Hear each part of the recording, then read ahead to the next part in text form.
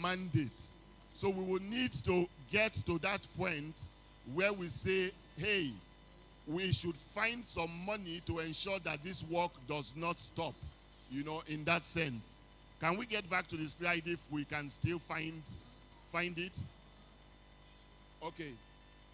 So in a nutshell, we are asking that stakeholders should commit to a practical, still stay on what stakeholders should do, yes.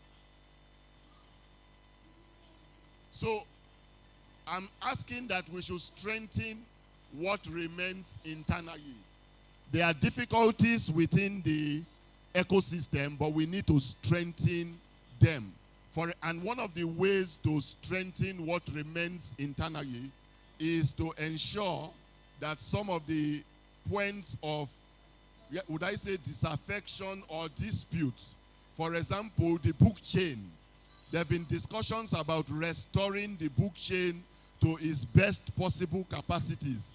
We are saying that stakeholders should increase discussions among themselves so that the printers, for example, would get a better sense of protection in the entire matrix. I know, for example, that the printers have been saying we want more books to be published, to be printed from within Nigeria by Nigerian printers.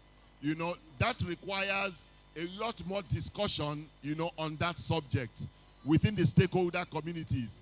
I know, for example, that booksellers have been raising the point that there should be a tighter synergy between how books are sold, in the market, in that sense. So we are saying that that should be done.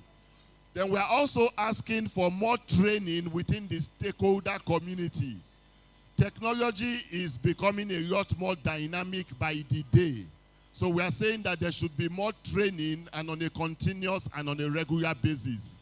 We have talked about the lobby machine. So can we go down to the next slide? We're almost at the end of this presentation. Good. Now, this is important for us. We say that the Nigerian book ecosystem should be more useful to social and national causes. We are already doing a few things in the area of CSRO, but we should do more. We should do more advocacy.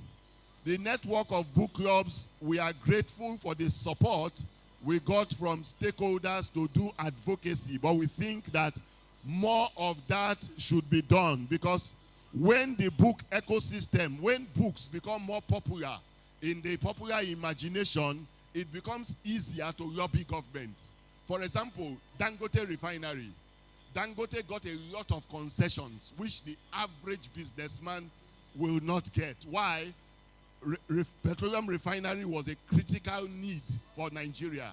What we are saying is that books are a critical need, but no one is going to make the awareness of books a critical need other than those of us in this room, because they don't know it. So we are the ones to scream it, we are the ones to shout it, we are the ones to go to the bus stop like we did 2 weeks ago to remind Nigerians. We are the ones to go to the National Assembly to lobby them.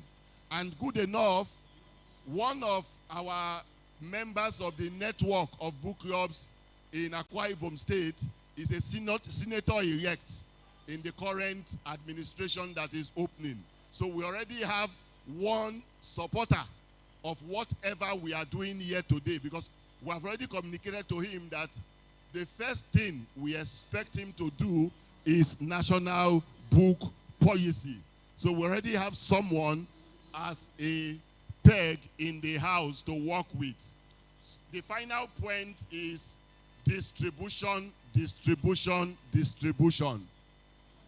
Somebody wants a book in Sokoto, or he wants a book in Maiduguri or in Makurdi. The cost of shipping one book to Maiduguri or Sokoto or Umuahia is high. In some cases, is more expensive than the cost of the book. Things that could be done, but we think that stakeholders can even drive the process by, the intra-stakeholder dialogue at this point, even before the policy fully comes into effect. So my task here today was to simply say, what are those things we can do to get into and now continue? Thank you. Thank you very much. A round of applause for Mr. Richard Mama. That was a very